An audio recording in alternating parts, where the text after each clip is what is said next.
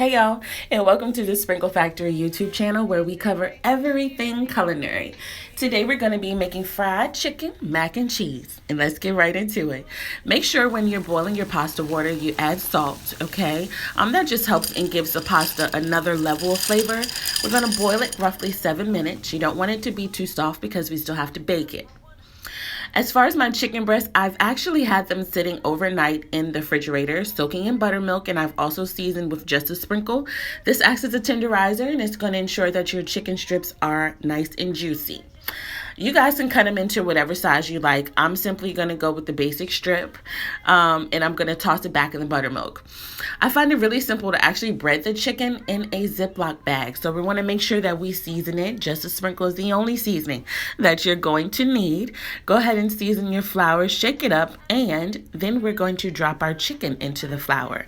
Make sure you don't dry off the buttermilk because that's actually going to help the flour stick to the chicken. Okay, it's going to coat it very well.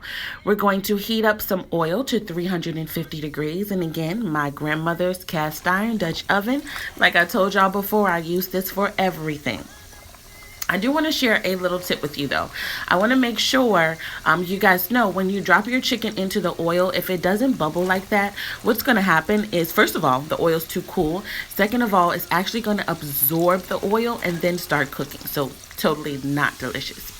While it's frying, I want to make sure that I keep an eye on it. So I just kind of stir it around, make sure they're not sticking to each other or they're not scorching on the bottom, so it gets evenly cooked into this beautiful golden brown crust, you guys. Look at this. So basically, when you soak it in the buttermilk, number one, it acts as a tenderizer. Number two, it ensures that your chicken breasts are nice and juicy and flavorful. And number three, you get this amazing coat. Now, the part I know everybody's here for, let's get straight into the mac and cheese. We're going to start with 2 cups of heavy cream. Okay, I have a half a cup of shredded sharp cheddar, a full cup of Colby Monterey Jack cheese, one of my little secrets that I'm sharing with y'all, 3 tablespoons of cream cheese, okay, and about 1/4 cup of shaved Parmesan cheese. There in the corners, a tablespoon of cold butter. Set that to the side. I'm going to show you guys how to use that in just a second, but that's not going to go in with our cheeses, okay?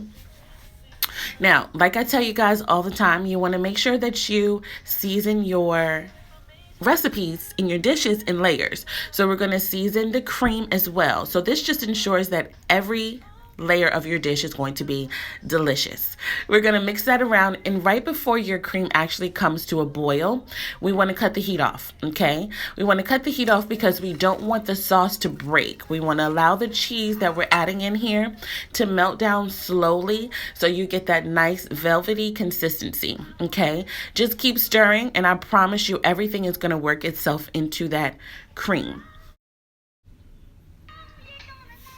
Now we're just going to mix this in, you guys. We're going to mix it in nice and slow. This is actually a labor of love, so take your time. Don't rush it, okay? A little secret that I use in all of my cream and milk-based sauces is nutmeg. We're going to add just a sprinkle of nutmeg, and what this does is it just takes the flavor profile to an entire different level, okay? I'm actually going to mix this in, and this sauce is very, very, very smooth, but what I'm going to do is I'm going to teach you guys a French culinary term, monter du beurre. And what this means is to mount with the butter. I'm going to put it down at the bottom of the screen so you guys can catch the spelling. But as we put the butter in there, you see how shiny and glossy that sauce is getting? It's going to act as a visual enhancer, but it's also going to make the sauce richer and have a better mouthfeel. So it's a really, really awesome tip when you're working with cream sauces and cheese sauces. So you guys just remember that. Put it in your back pocket for next time. What we're going to do is we're going to add the pasta noodles back into the pot. And look how they are perfectly cooked. Like I said, do not overcook your pasta because then it's going to be really mushy once we finish baking it. Into the pot, we're going to add simply a half a cup of mozzarella cheese, okay? And we're going to stir that in. We're just going to use the residual heat here, guys. We don't have to turn the heat back on. And let me slow it down for y'all so y'all can see what's going on. Ooh, child. Ooh. Nice and creamy and delicious and cheesy. It really doesn't get better than that. It doesn't. I actually put this in a oven safe dish. As you guys can see, I'm putting a slice of provolone cheese in the middle, more mac on top. It's going to add to the flavor and the dramatic cheese pull effect. We're going to top it with some more Monterey Jack and Colby cheese. Before this goes in the oven, we're going to sprinkle it with some more, just a sprinkle, all-purpose seasoning. This is going to make for a gorgeous color and an even better flavor. We're going to put this in the oven, guys, and broil 5 to 7 minutes. And I'm going to stop talking now, okay? Let me let y'all get into this real quick.